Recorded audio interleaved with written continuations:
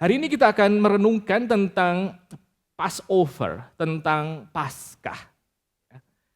Terus sekali di dalam jantung daripada kekristenan, di dalam hati yang paling dalam daripada iman Kristen, itu ada satu kisah tentang Allah yang menjadi manusia dan akhirnya mati di atas kayu salib dan bangkit pada hari yang ketiga.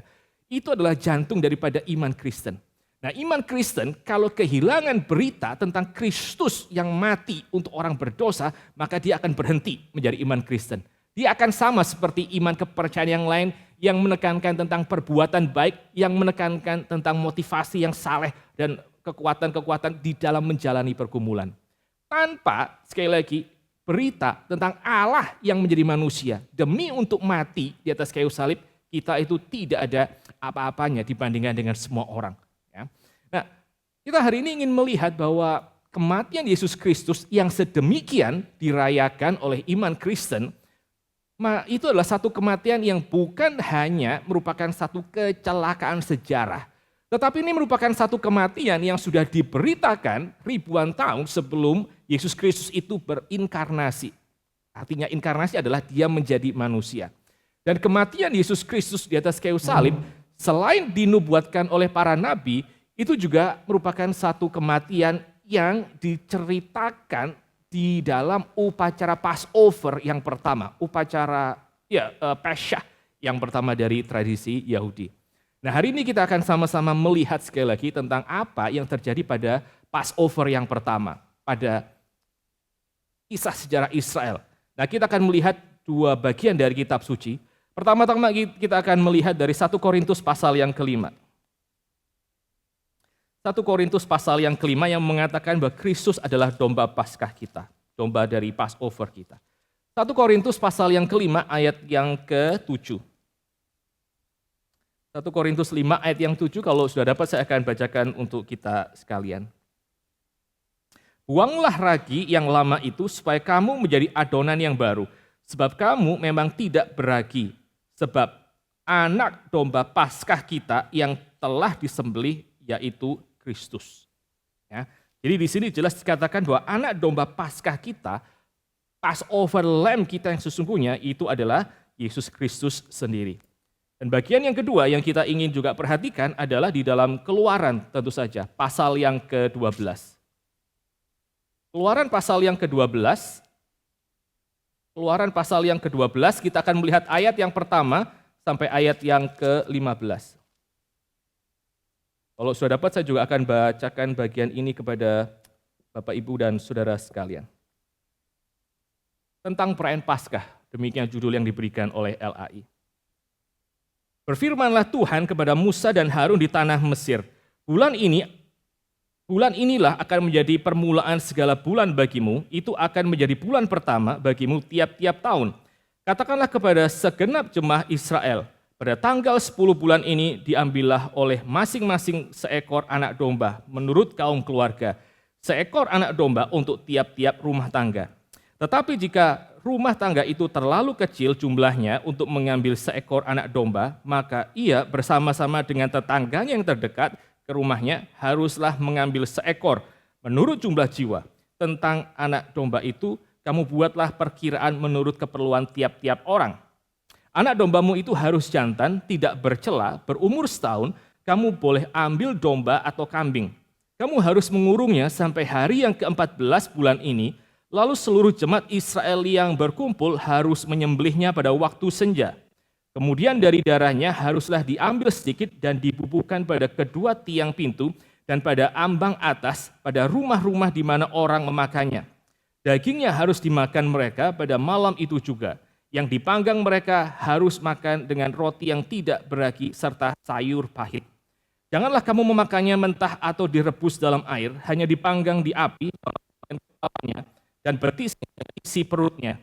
Janganlah kamu tinggalkan apa-apa dari daging itu sampai pagi. Apa yang tinggal sampai pagi, kamu bakarlah habis dengan api.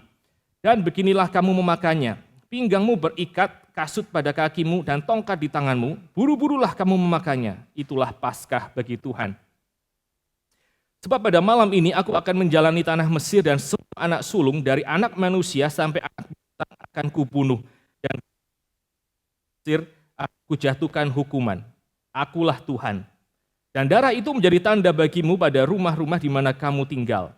Apabila aku melihat darah itu, maka aku akan lewat daripada kamu. Jadi tidak akan ada tulah kemusnahan di tengah-tengah kamu apabila aku menghukum tanah Mesir. Hari ini akan menjadi hari peringatan bagimu. Kamu harus merayakannya sebagai hari raya bagi Tuhan turun-temurun. Kamu harus merayakannya sebagai ketetapan untuk selamanya. Kamu makanlah roti yang tidak beragi 7 hari lamanya. Pada hari pertama pun kamu buanglah segala ragi dari rumahmu.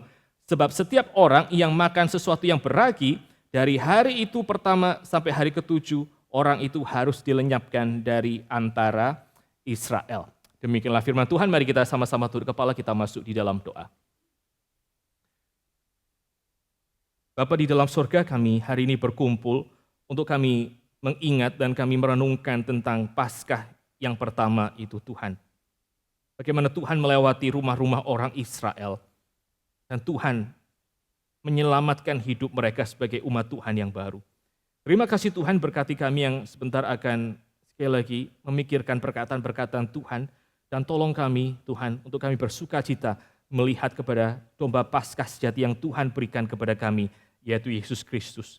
Terima kasih ya Bapa, berkati kami sekalian, dan jangan lalui satupun di antara kami. Hanya di dalam nama Tuhan Yesus kami berdoa dan kami mengucap syukur. Amin.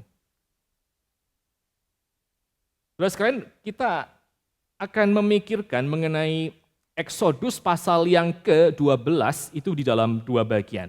Pertama kita akan pikirkan sama-sama, kita akan mengingat sekali lagi apa yang terjadi di dalam Exodus pasal yang ke-12, dalam Keluaran pasal yang ke-12 untuk Paskah yang pertama, lalu kemudian bagian yang kedua kita akan sama-sama pikirin itu, yang namanya implikasi teologis dari Keluaran pasal yang ke-12.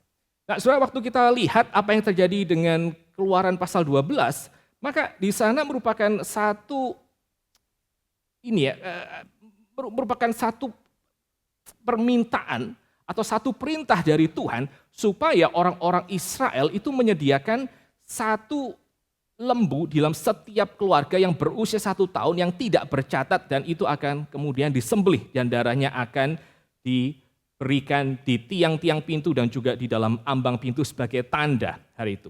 Nah, ini merupakan satu hal yang sangat unik sekali kalau kita bandingkan antara ke-9 tulah yang lainnya dengan tulah yang terakhir ini. Saudara, waktu saudara lihat 9 tulah yang lain, saudara akan menemukan bahwa di dalam 9 tulah itu, maka Israel itu ada di dalam situasi yang aman. Jadi Tuhan hanya menghantam tanah-tanah orang-orang Mesir, tapi Tuhan menyisakan tanah di mana Israel tinggal. Tuhan menyisakan Goshen supaya tidak tertimpa 9 tulah yang lain. Tetapi untuk tulah yang ke-10, kalau saudara lihat pasal yang ke-11 dan juga pasal yang ke-13, ini merupakan satu tulah yang berbeda, karena hari itu Tuhan bukan hanya menyisir tanah-tanah Mesir, tapi juga sekaligus akan masuk ke Goshen, tempat di mana Israel tinggal. Dan berarti apa? Israel dia tidak bisa berpikir bahwa dirinya itu akan diperlakukan sama seperti ketika Tuhan menurunkan 9 tulah yang lain. Nah, sekali lagi kita akan coba sama-sama walk through ya. Kita akan coba sama-sama telusuri apa sebetulnya yang diperintahkan Tuhan dan apa itu artinya buat kita. Nah, saudara, waktu kita melihat perintah Tuhan bahwa orang Israel itu harus memilih 1 ekor anak domba untuk setiap keluarga, dan anak domba itu harus merupakan anak domba yang sempurna, tidak bercacat, tidak bercela, dan tidak boleh ada tulang yang patah, saudara, sebagai satu alat untuk darahnya diberikan menjadi tanda keselamatan. Maka di sini kita bisa melihat bahwa relasi dengan Tuhan ya, yang namanya keselamatan yang mereka akan nikmati itu harus berdasarkan satu kesempurnaan itu. Yang namanya keselamatan, relasi dengan Tuhan itu harus berdasarkan perfection. Dan perfection itu hari itu disimbolkan oleh apa? Oleh anak domba yang tidak bercacat tersebut. Jadi orang-orang Israel mereka dari sekian banyak domba yang mereka miliki, mereka pasti pilih itu. Dari sekian anak domba yang mereka lihat, mereka harus pastikan ada 1 yang tidak bercacat, dan itu mereka ambil untuk setiap keluarga. Dan hari mereka mengambil anak domba itu ditetapkan sebagai hari yang baru, sebagai bulan yang baru. Pada bulan yang baru 10 Nisan, maka orang-orang Israel itu harus khususkan 1 ekor dan berikan itu di dalam rumah mereka. Nah, Alkitab mengatakan bahwa pada waktu tanggal 10 Nisan mereka ambil 1 anak domba, mereka tidak langsung potong, mereka tidak langsung sembelih anak domba itu. Melainkan mereka harus tunggu sekitar kira-kira 5 hari kemudian, yaitu tanggal 14 Nisan, baru mereka boleh akhirnya potong, Bapak Ibu dan Saudara sekalian. Nah, Saudara bayangkan ya, waktu mereka itu ambil 1 anak domba yang perfect, yang tidak ada cacat, tidak ada celah, tidak ada tulang yang patah, maka mereka harus simpan selama 4-5 hari. Sehingga apa Bapak Ibu sekalian? Implikasinya pada waktu mereka akhirnya harus potong anak domba itu, maka yang namanya anak domba itu bukan lagi menjadi 1 anak domba yang generik. Bukan sekedar anak domba,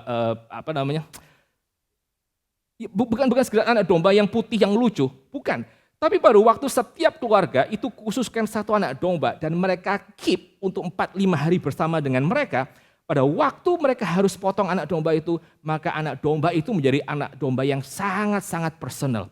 Itu bukan lagi just a lamb, tapi itu menjadi our lamb, my lamb, yang harus dibunuh dan dialirkan darahnya untuk menggantikan aku. Dan saudara bisa bayangkan ya, kalau misalnya hari itu orang-orang Israel jumlahnya sekitar 2 juta orang total, dan setiap keluarga itu harus ambil 1 anak domba untuk mewakili mereka, maka kalau misalnya 2 juta dibagi misalnya, 1 keluarga ada 10, itu paling tidak perlu apa? 200.000 anak domba yang hari itu akan dimatikan bersama-sama di dalam tanggal 14 Nisan. Dan hari itu sekali kata Tuhan, bulan Nisan, bulan di mana Tuhan membebaskan Israel dengan darah dan kematian itu harus menjadi bulan yang pertama di dalam kalender yang baru.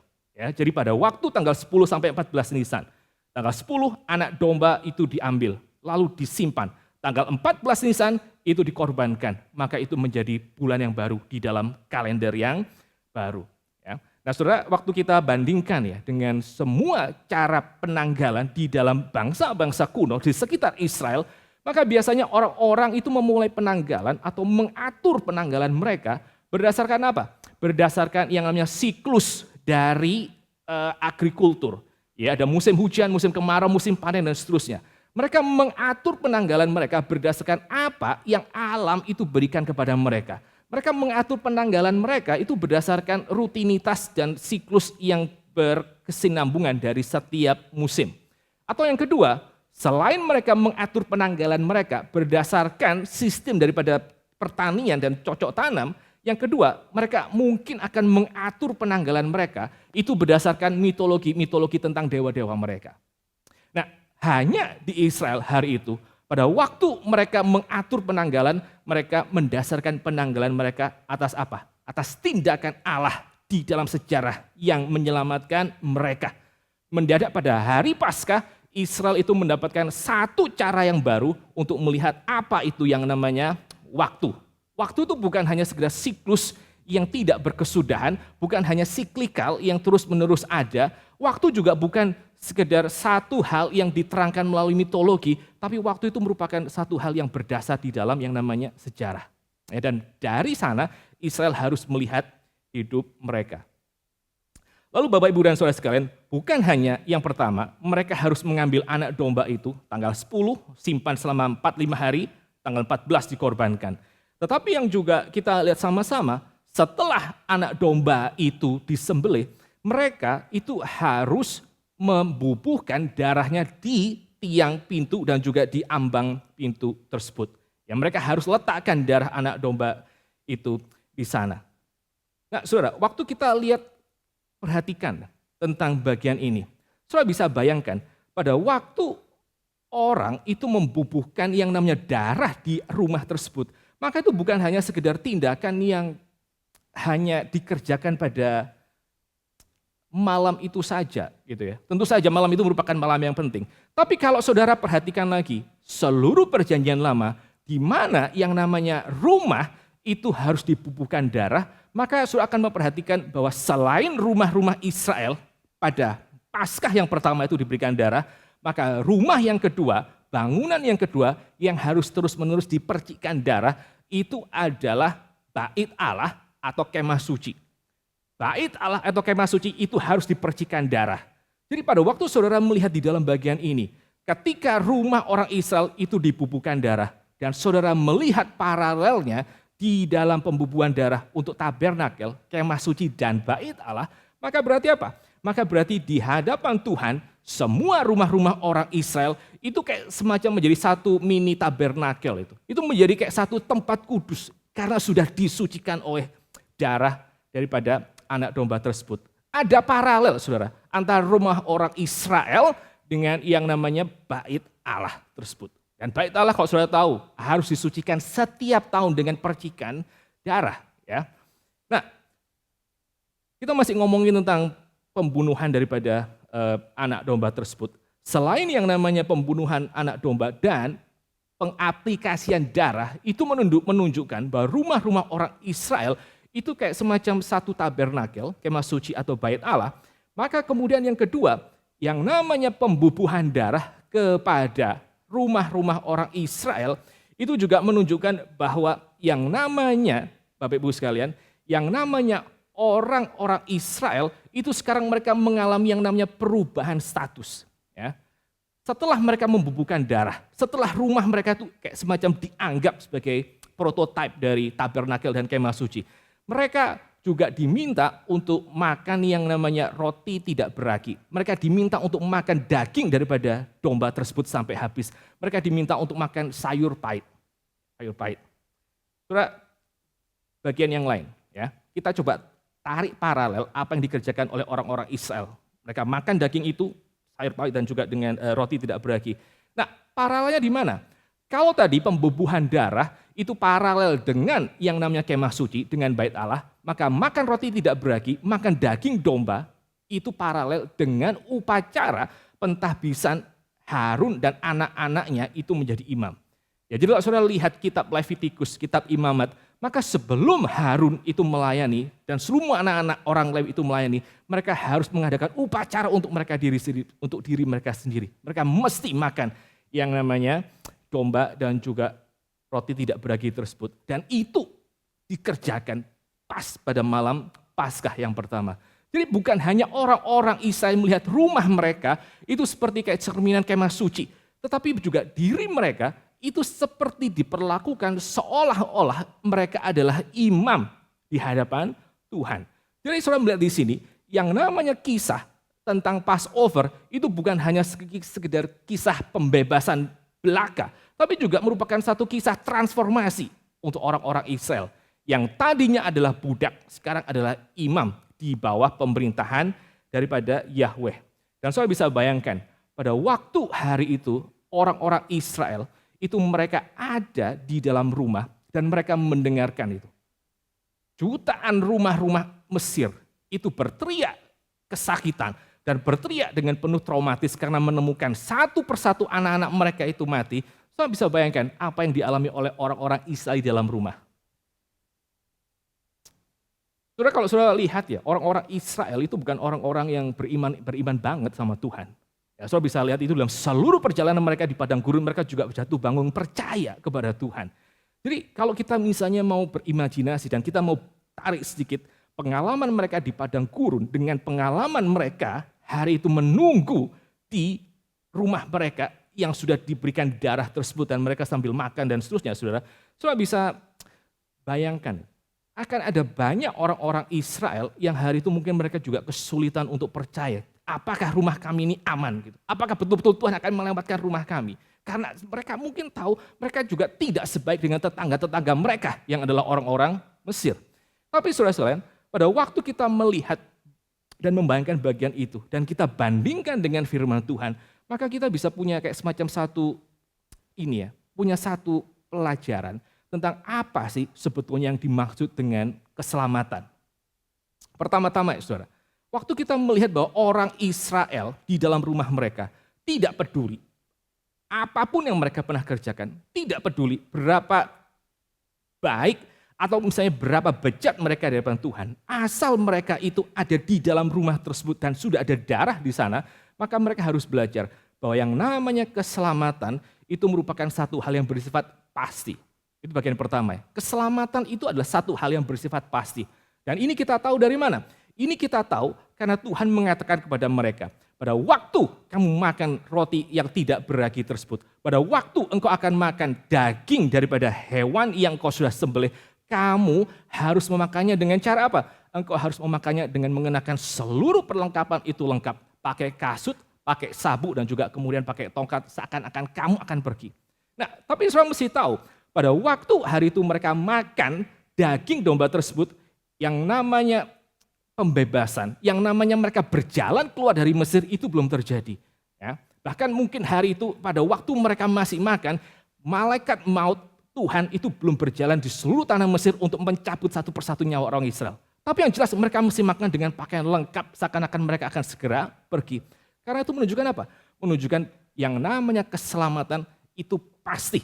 Meskipun engkau belum pindah keluar dari rumah, meskipun mungkin yang namanya malaikat itu atau Tuhan sendiri itu belum berjalan lewat depan pintumu, tapi engkau harus menikmati itu dengan satu sense bahwa keselamatan Tuhan itu pasti. Apapun yang terjadi dengan diri mereka, mereka akan aman dan mereka akan keluar. Saudara sekalian. Tapi yang namanya keselamatan yang pasti tersebut, saking pastinya sampai pada waktu mereka itu memakai pakaian untuk makan, itu merupakan satu keselamatan yang didasarkan kepada apa? Kepada keselamatan yang bersifat objektif. Bukan hanya keselamatan itu bersifat pasti. Keselamatan itu pasti karena yang kedua, keselamatan itu bersifat objektif. Dalam arti apa? Di dalam arti bahwa yang menyelamatkan hidup mereka itu bukan apa yang ada di dalam hati mereka. Bukan apa yang ada di dalam perbuatan mereka. Tetapi pada waktu saudara melihat bersama-sama, pengalaman orang-orang Mesir mereka dilalukan oleh Tuhan, itu menandakan bahwa keselamatan mereka itu adalah Tuhan yang kerjakan. Tuhan yang perintahkan mereka untuk kasih tanda. Dan pada waktu Tuhan lihat tanda itu, maka Tuhan akan melewatkan rumah tersebut. Semua orang yang hari itu ragu-ragu, apakah rumah kami akan selamat? Apakah rumah kami akan bebas dari kematian? Yang mereka kerjakan cukup satu hal, yaitu mereka lihat darah yang sudah diletakkan di palang pintu dan di ambang pintu mereka. Pada waktu mereka lihat darah itu diaplikasikan di dalam rumah mereka, maka mereka tahu bahwa mereka aman. Mereka tahu mereka aman, mereka tahu mereka bisa punya penghiburan, bukan karena mereka melihat diri mereka sendiri, karena mereka melihat darah yang diberikan di pintu tersebut. Keselamatan itu pasti, mereka harus menikmatinya sambil seolah-olah mereka akan segera keluar dari tanah Mesir. Karena keselamatan itu yang kedua bersifat objektif. Tapi juga yang ketiga Bapak Ibu sekalian, bukan hanya keselamatan itu bersifat pasti, certain. Bukan cuma keselamatan itu bersifat objektif. Tapi juga yang ketiga, keselamatan itu bersifat apa? Keselamatan itu bersifat personal, bersifat pribadi. Alkitab itu mengatakan pada Exodus pasal yang ke-12, sekarang semua orang yang di dalam rumah itu kita harus sama-sama habiskan. Makan semua daging dari anak domba yang kita sudah sembelih, anak domba yang kita sudah bakar. Semua orang itu harus makan anak domba tersebut.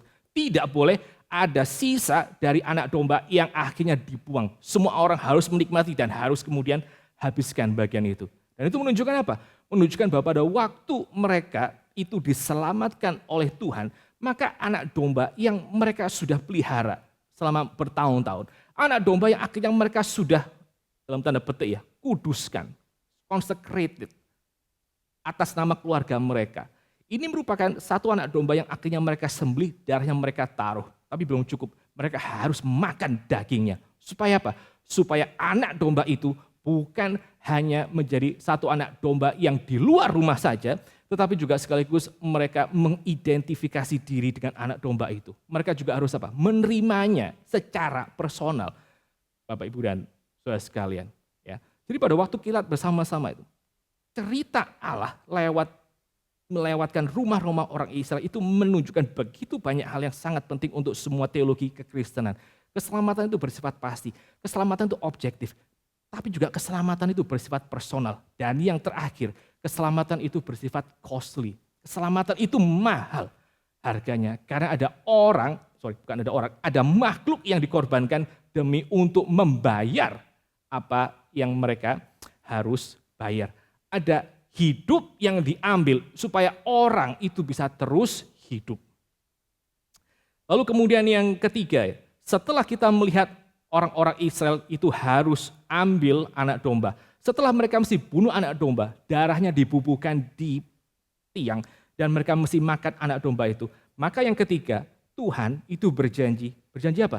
Berjanji bahwa pada malam hari itu semua rumah orang Israel itu akan tetap mengalami yang namanya hidup. Tidak akan ada satu nyawa pun yang diambil dari rumah orang Israel. Sebaliknya, mereka semua akan selamat dan setelah selamat dari malam yang mencekam itu, mereka akan berjalan bersama dengan Tuhan menuju tanah perjanjian. Sama seperti Adam, Hawa dulu juga berjalan di Eden. Bapak, Ibu, dan saudara sekalian. Bapak, Ibu, dan saudara, pada waktu kita lihat sama-sama, semua 10 tulah yang Tuhan itu berikan, semuanya itu berhubungan dengan kematian. Mulai dari tulah air menjadi darah, sampai tulah yang terakhir, pencabutan anak sulung. Semuanya itu berhubungan dengan kematian. Di antara tulah pertama dan tulah ke-10, saudara bisa menemukan bagaimana tatanan seluruh alam semesta itu diobrak-abrik oleh Tuhan. Ada hujan es, ada belalang dan seterusnya yang menghabiskan semua hasil bumi dan semua resources mereka untuk hidup. Semua tulah itu berhubungan dengan yang namanya kematian. Karena apa? Karena untuk orang-orang Mesir, maka mereka itu punya satu sistem kepercayaan yang bersifat bukan cuma politeis, ya. Bukan cuma mereka itu menyembah banyak Allah, tapi juga sekaligus mereka adalah orang-orang yang animisme. Atau apa itu animisme? Politeisme itu berarti menyembah banyak Allah, menyembah banyak dewa, gitu ya. Animisme itu berarti percaya bahwa di balik setiap fenomena alam maka ada dewa yang bekerja di sana, gitu ya. Ada dewa yang sedang berkarya di sana, ya. Sehingga maka mereka menyembah Sungai Nil karena itu memberikan kehidupan. Dan karena mereka melihat Sungai Nil memberikan kehidupan, maka mereka percaya ada dewa Sungai Nil yang menggerakkan Sungai Nil supaya terus Sungai Nil memiliki satu siklus, kadang meluap, kadang surut dan seterusnya. Mereka adalah orang-orang Mesir itu, orang-orang yang politeis, mereka menyembah banyak dewa dan sekaligus mereka adalah orang yang animis. Mereka percaya setiap dewa itu ada di balik fenomena-fenomena alam. Dan pada waktu mereka menyembah semua dewa-dewa di Mesir, mereka cuma punya satu pengharapan, supaya semua dewa di balik fenomena alam itu mereka memberikan kehidupan kepada orang-orang Mesir. Dan itu yang dibalik oleh Allah Israel di dalam 10 tulah. Semua dewa-dewa yang dipercaya itu ada di belakang setiap fenomena alam yang memberikan kehidupan. Sekarang satu persatu ditunjukkan bahwa mereka itu tidak lebih berkuasa daripada Allah Israel, Allah budak itu. Pada waktu mereka melihat semua 10 tulah tersebut itu membatalkan kuasa kehidupan yang dipercaya diberikan oleh para dewa, mereka tahu satu hal, bahwa Allah yang sejati itu adalah Allah yang dimiliki dan disembah oleh orang-orang Israel. Bapak, Ibu, dan saudara sekalian. Satu kali Tuhan itu berfirman kepada orang-orang Israel melalui Musa. Israel itu adalah anak sulungku. Israel adalah anak sulungku. Dan untuk membebaskan Israel yang adalah anak sulung Allah, Yahweh, maka Yahweh itu ambil satu persatu anak sulung Israel. Dan sekali lagi ya, satu-satunya cara supaya mereka itu lolos daripada kematian sebagai anak sulung Yahweh adalah mereka memberikan yang namanya domba tersebut. Mereka mengalami kehidupan sementara yang lain mengalami yang namanya kematian. Nah, itu adalah kira-kira story, narasi dari Exodus pasal yang ke-12 yang kita bisa lihat, yang kita bisa baca. Dari ayat pertama sampai kemudian ayat yang ke-15.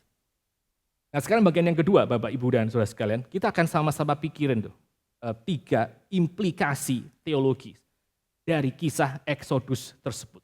Ya, dan itu berkaitan erat dengan teologi kita sebagai orang-orang Kristen, berkaitan erat dengan pemahaman kita tentang apa itu yang namanya Injil daripada Yesus Kristus. Nah, pertama, saudara, setelah kita mengerti tentang narasi di dalam Exodus pasal yang ke-12, poin teologi pertama yang kita bisa perhatikan adalah bahwa yang namanya dosa itu bersifat universal. Ya, poin pertama itu, universality of sin. Waktu sudah lihat Exodus pasal yang ke-12. 12. Waktu saudara ditanya ya, apa sih yang namanya dosa? Kalau saudara lihat di dalam Exodus pasal yang ke-12, Keluaran pasal yang ke-12. Dosa itu apa? Maka saudara cukup lihat apa yang dikerjakan oleh Firaun, oleh Firaun kepada Allah. Waktu saudara melihat seluruh narasi di dalam Exodus kitab Keluaran, saudara akan menemukan bahwa yang namanya dosa, kalau saudara mau perhatikan dari perspektif Firaun itu cuma ini. Dosa itu memandang bahwa Allah itu tidak relevan untuk kehidupan kita. Simply itu dosa itu. Itu yang dikerjakan oleh Firaun. Firaun pikir yang namanya Allah Israel itu tidak punya relevansinya sedikit pun dengan dunianya. Dia pikir dia sudah cukup aman dengan 10 dewa atau berapapun dewa yang dia miliki. Maka Allah Israel itu tidak relevan, bahkan bukan cuma tidak relevan. Allah Israel itu mungkin juga kadang-kadang dirasakan sangat mengganggu kestabilan hidup daripada Firaun. Ya.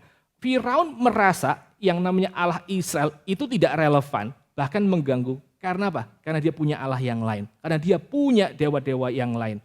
Nah saudara, waktu kita melihat bahwa Firaun itu merasa demikian, maka kita juga harus tahu bahwa orang Israel pun itu juga memiliki isi hati yang kurang lebih sama dengan Firaun. Kalau saudara melihat Yosua pasal yang ke-24. Waktu Yosua itu menyiapkan orang-orang Israel untuk masuk ke dalam tanah perjanjian. Pada waktu Yosua sudah memimpin mereka masuk ke dalam tanah perjanjian dan menjelang Yosua mati, maka Yosua mengingatkan kepada mereka semua di dalam pasal yang terakhir kitab Yosua bahwa ingatlah kalau nanti engkau akan hidup di tanah perjanjian tanpa aku, ingatlah nenek moyangmu itu menyembah berhala pada waktu mereka ada di Mesir. Mereka menyembah berhala pada waktu di Mesir. Jadi pada waktu kita melihat bersama-sama bagian ini, kita mesti tahu saudara, universalitas dosa, the universality of sin. Yang namanya dosa, itu bukan hanya sekedar ketika Israel di tanah Mesir lalu mereka melihat orang-orang di luar itu berdosa. Bukan, tapi yang namanya dosa itu apa? Yang namanya dosa adalah pada waktu mereka akhirnya menyadari bahwa Mesir itu bukan cuma ada di luar diri mereka, tapi Mesir itu di dalam hati mereka. Itulah kenapa setiap kali mereka jalan di tanah di padang gurun, mereka berkali-kali minta apa? Minta pulang ke Mesir, minta pulang Mesir, minta pulang Mesir. Karena Mesir itu juga bukan masalah di luar saja. Mesir itu ada di dalam hati mereka. Dan itulah kenapa Bapak Ibu dan Saudara sekalian, pada waktu malam itu Allah akan menyisir semua tanah di Mesir termasuk Goshen.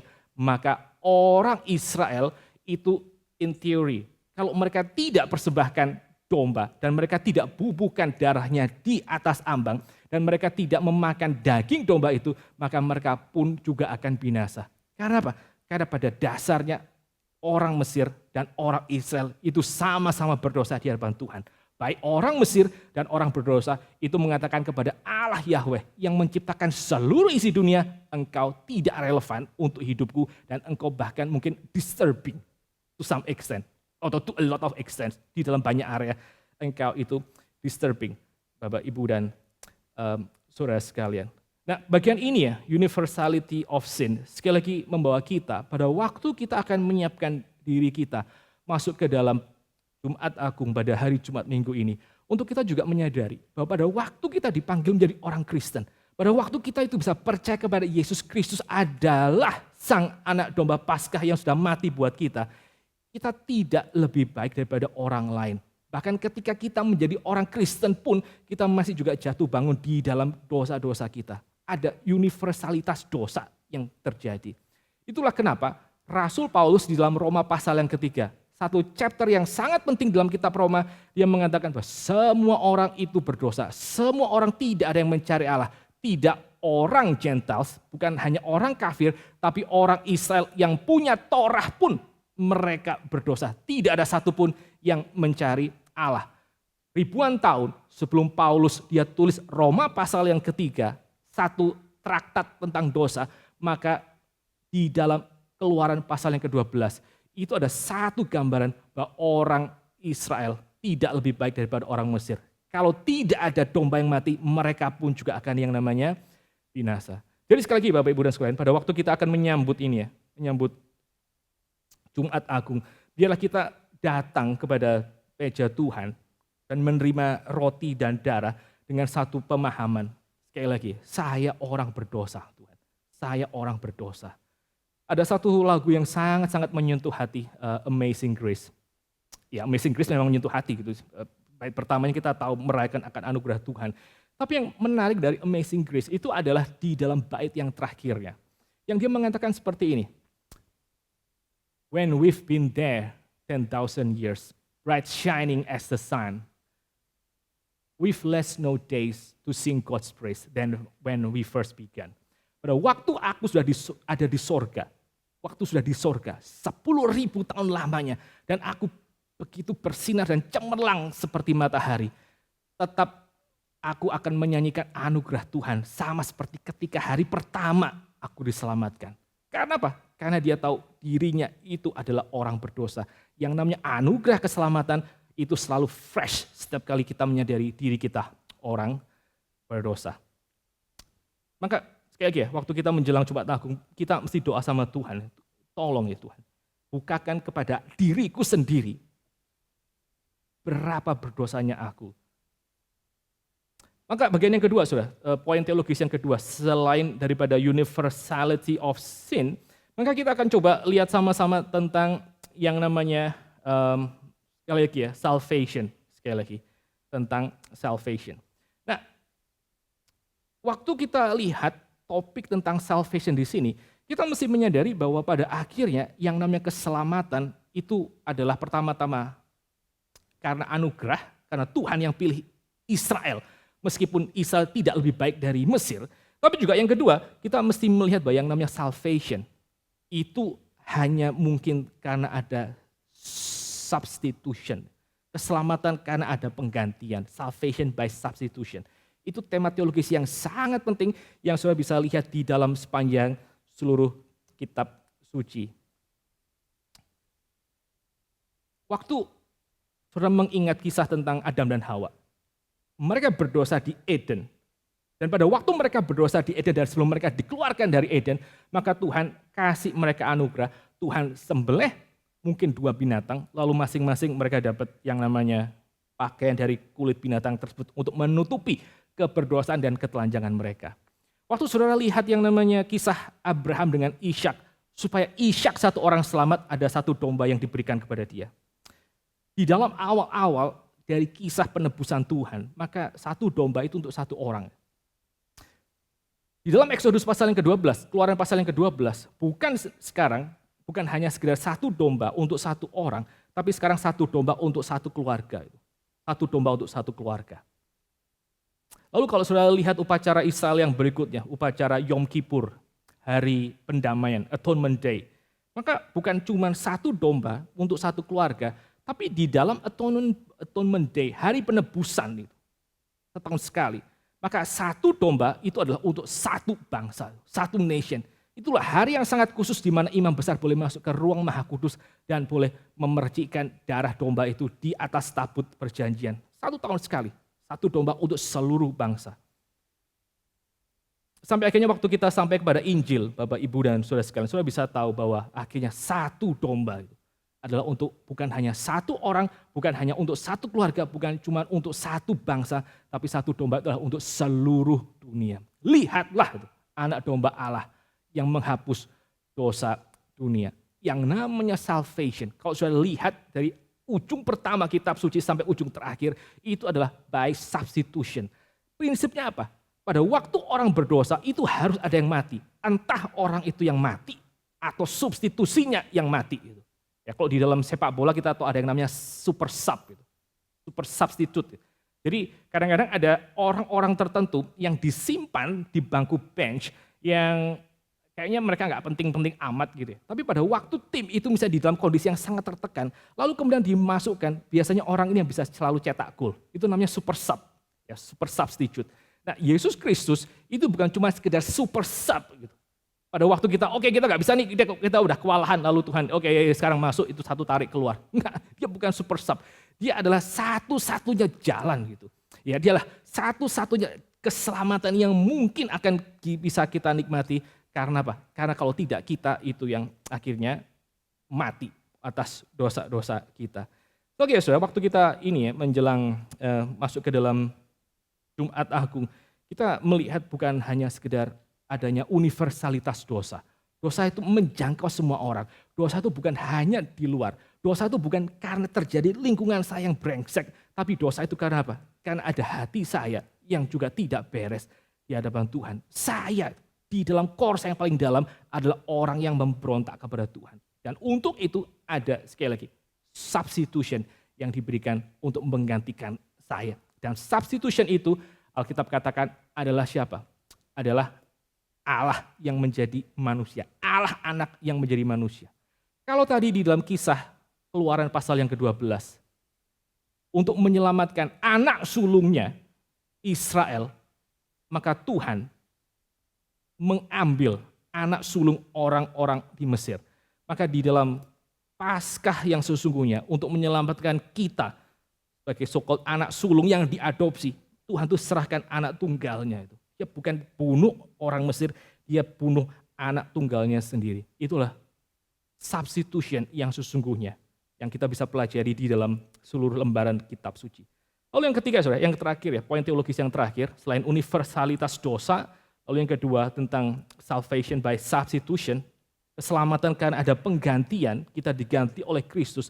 Tapi yang ketiga kita juga ingin belajar tentang yang namanya, sekali lagi, self, tentang diri kita. Sebelum Paskah, Israel mengikuti kalender daripada orang-orang Mesir. Pada waktu Paskah terjadi, sekarang Tuhan tetapkan. Sekarang bulan ini, yaitu bulan April, bulan Nisan akan menjadi bulan yang pertama untuk seluruh penanggalan kalender-kalender di Mesir.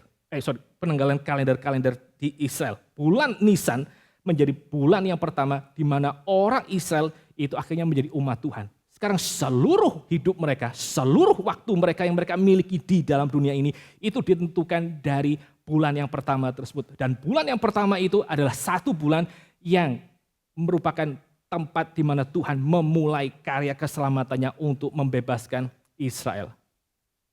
Pretty much ya saudara, apa yang terjadi dengan Israel itu sama dengan sejarah modern kita itu.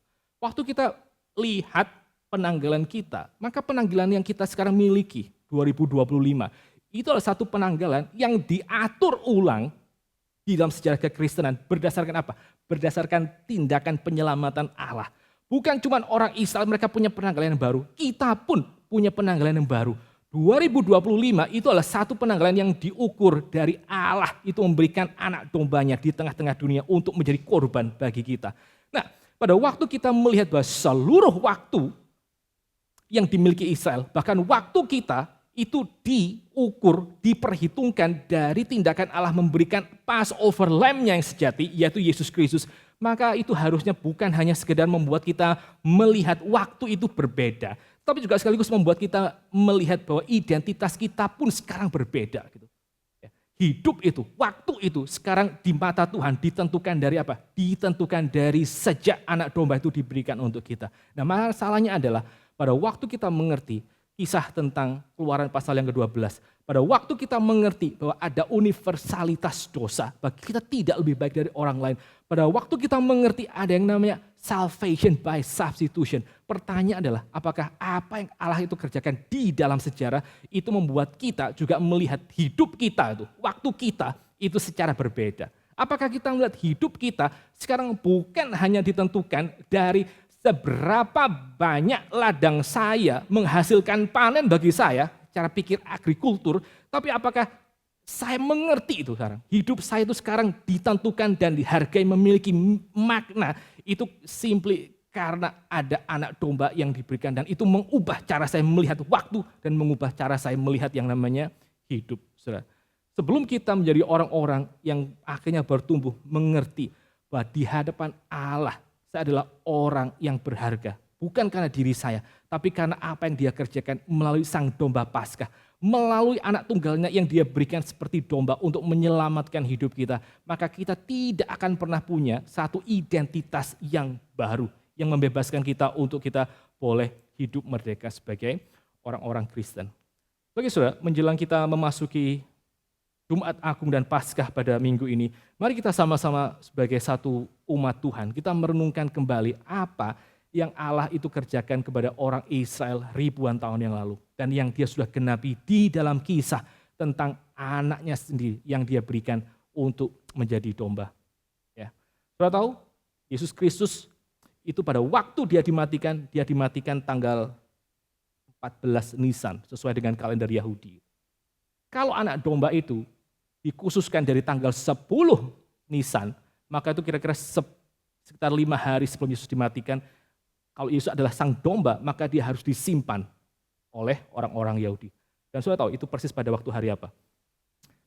14 Nisan Yesus Kristus mati, lalu 10 Nisan hari di mana orang Yahudi itu mengambil anak domba dan mengkhususkan untuk rumah mereka, itu terjadi pada waktu Yesus Kristus itu masuk ke kota Yerusalem dan orang-orang berseru, Hosana bagi Raja Daud. Hari itu Yerusalem sebagai representasi dari umat Tuhan, itu mereka mengambil sang anak domba itu dan mereka memeriksanya supaya tidak ada satupun yang ditemukan cacat. Dan itu adalah periode di mana Yesus Kristus dia konflik berkali-kali dengan pemimpin-pemimpin agama Yahudi sampai akhirnya dia dikorbankan di dalam 14 Nisan di hari Jumat Agung. Dengan satu pengakuan dari Pontius Pilatus, aku tidak temukan dosa untuk orang ini. Dan itulah apa? Itulah anak domba Paskah kita.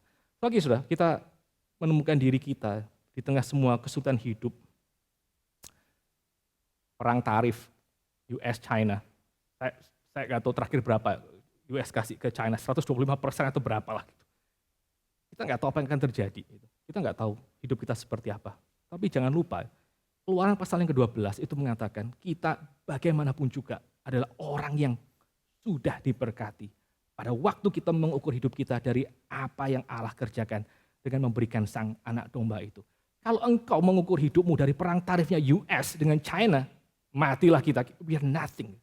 Tapi kita lagi dipanggil untuk mengukur hidup, memaknai hidup dari apa yang Allah sudah kerjakan bagi hidup kita pada waktu malam Jumat Agung tersebut. Bila kiranya boleh menjadi satu kekuatan dan persiapan kita menyambut sakramen dan juga khotbah pada Jumat Agung pada minggu ini.